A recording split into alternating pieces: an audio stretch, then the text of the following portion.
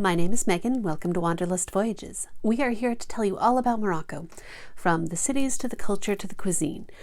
If you'd like to learn more about Morocco, please be sure to like this video and subscribe, hitting the notification bell so that you are notified of our future videos. Today I am going to be addressing a common question that we get from our travelers, and that is about money in Morocco. So let's start with the basics.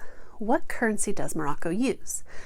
They use the Moroccan dirham, not to be confused with the dirhams of several other Arabic countries. The abbreviation is DH, but if you're looking for currency conversion, you want to look for MAD. So the Moroccan dirham is a closed currency, meaning that you're not going to be able to exchange it outside of Morocco.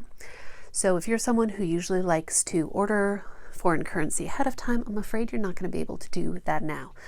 Of course, there are always one-off situations where it may happen, but as a general rule, do not count on being able to get it outside of the country, which also means do not bring it back expecting to be able to exchange it when you are home.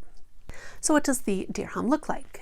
Well, it comes in a few different forms. The coins come in 1, 2, 5, and 10 dirham values, and I'm afraid I don't have any of those to show you, but I do have some of the bills to show you. So the bills, we have a 20 dirham, which is purple.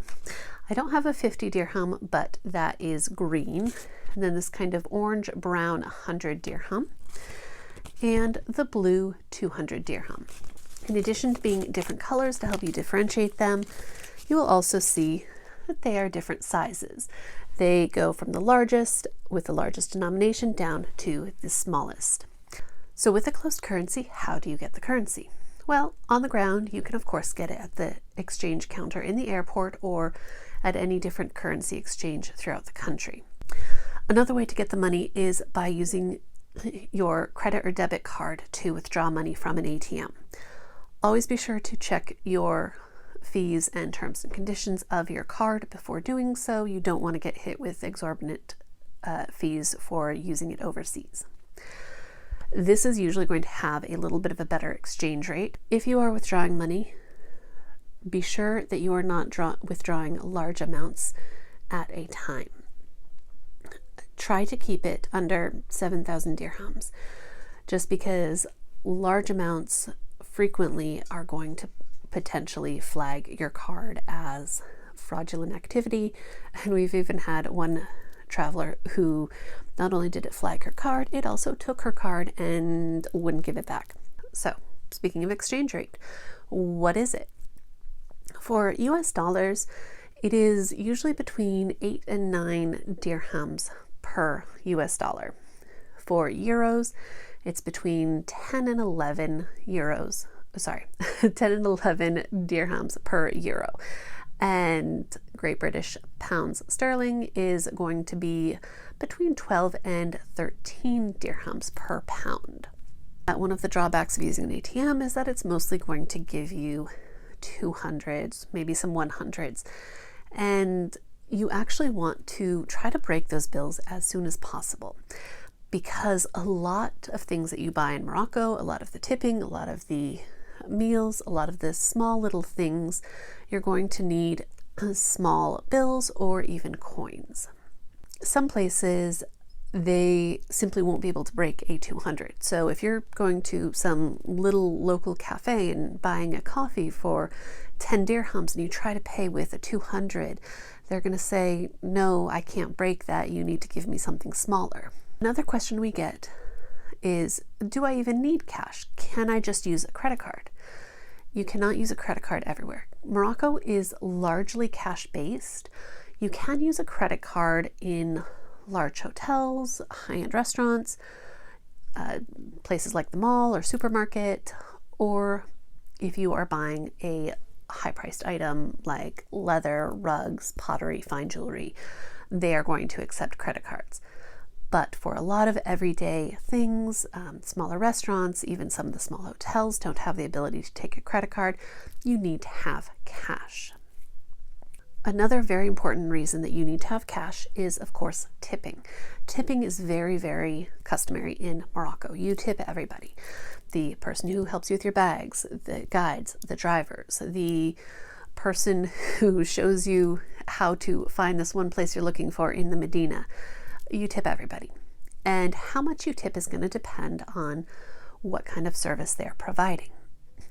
Baggage carriers, it can be between 5 to 20 dirhams per bag, depending on how far you're going. Are they just bringing it up to your room, or are they taking you deep into the Medina? If you are using a public restroom, then you're going to tip them anywhere between, 2 to 5 dirhams. I think at the mosque, they actually require 10 dirhams for using the public restroom. With your driver and your guides, generally we say as a guideline between 50 to 100 dirhams per person per day. So if you have a driver who's with you for a multi-day tour, then you would tip him at the end.